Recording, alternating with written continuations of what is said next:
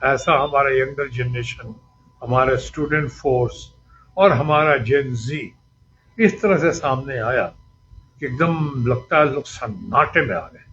Parliament 1 minute नहीं चल पा रहा है, और जब नहीं चल रहा है, इस समय इन्होंने बड़ी कोशिशें की थी, रूलिंग पार्टी के दोस्तों ने। इन्होंने खरीद बिक्री की दुकान खोल दी थी फिर से। पार्लियामेंट के मेंबर्स को तोड़ो, उनको खरीदो। अब ये बात मानिए, मेरी बात पर अगर कोई लोग बुरा मान रहे हो कि पार्लियामेंट के सदस्य को खरीदा गया है, तोड़ा गया है, उनको अपनी ओर झुकाया गया, ये ईडी और सीबीआई का डर दिखाकर, भय दिखा के या पैसों का लालच देकर, बुरा मानने की जरूरत नहीं है। ये सोचिए आप कि ये लोग जो गए हैं दूसरी तरफ, और अचानक गए हैं, और जिस तरह गए हैं, कोई मातृभूमि की सेवा करने तो नहीं गए। ऐसा तो नहीं कि अचानक उनको लगा कि अब मैं मातृभूमि की सेवा कर सकती हूँ या कर सकते हैं हम लोग, और वो सिर्फ हमारे दोस्त भारतीय जनता पार्टी के दोस्तों के जरिए कर सकते हैं। ये तो बात समझ से परे है। इसके अभिप्राय साफ है, किस नियत से गए हैं, क्यों गए हैं। मैं गद्दार नहीं कह रहा हूं, लेकिन हमारे दोस्त लोग, कुछ हमारे लर्नेड एमपीज हैं, और कल्याण बाबू जो one of the best MPs है पूरे पार्लियामेंट में, इतना लर्नेड है। कल्याण बनर्जी ने कहा है उनको, कई बार ऐसा सुना है मैंने कि गद्दार कहा है। अब उसके पीछे रीजन क्या है आप लोग भी समझ सकते हैं। इस तरह डिजर्ट करके गए, और डिजर्ट करके जो लोग गए, क्या उन्होंने देखा कि वो मास तो चली गई है दीदी को छोड़ के या इधर छोड़ के, लेकिन क्लास दीदी के साथ रह गया है। जो लोग रहे हैं वो लोग बहुत ही बढ़िया है, बहुत ही नामचीन है, उनका ट्रैक रिकॉर्ड बहुत अच्छा है। उनके बारे में कोई ऐसी वैसी बात नहीं होती है, चाहे बहुत लर्नेड शौकतो राय हों, या हमारी अपनी मोइना मित्रा हों, या फिर हमारे कीर्ति आजाद हो, अंतर्राष्ट्रीय खिलाड़ी कीर्ति आजाद, या हमारे कल्याण बनर्जी हो। ऐसे जो लोग गए हैं, मिसेस मंडल, बहुत सारे लोग हैं ऐसे जो टिके हुए हैं, वो जबरदस्त है।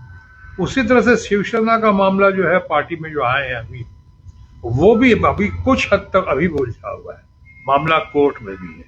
तो एक तरफ मामला कोर्ट में है, एक तरफ हमारे टीएमसी के मेंबर्स या सदस्यगण, सांसदगण, वो चले गए national citizens party of India में, जिस पार्टी की अपनी अभी ताकत या अपनी वोकत नहीं। आपको पता है कि पार्लियामेंट के अंदर ये लोग अभी भी टीएमसी के मेंबर बने जा रहे हैं।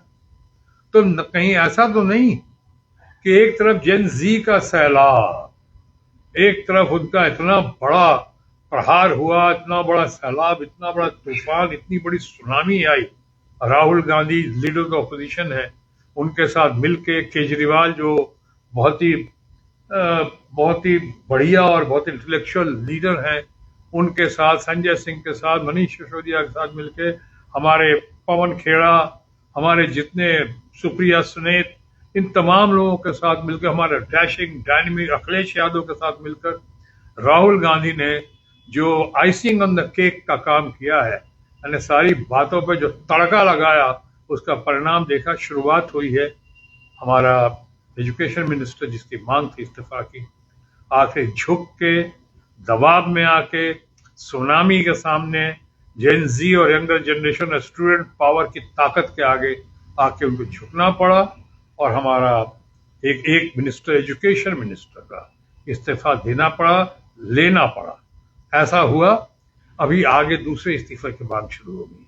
तो दूसरे इस्तीफे की मांग शुरू हुई है, उसमें भी बहुत दम है, उसमें भी लोगों का बहुमत का साथ है। ये इस मामले में कितना उलझा दिया है कि आप देख रहे हैं, पार्लियामेंट चल नहीं रहा है, रूलिंग पार्टी सख्ते में है, बोलती बंद हो गई है, आगे बढ़ने का उनको कोई रास्ता नहीं दिखाई पड़ रहा है।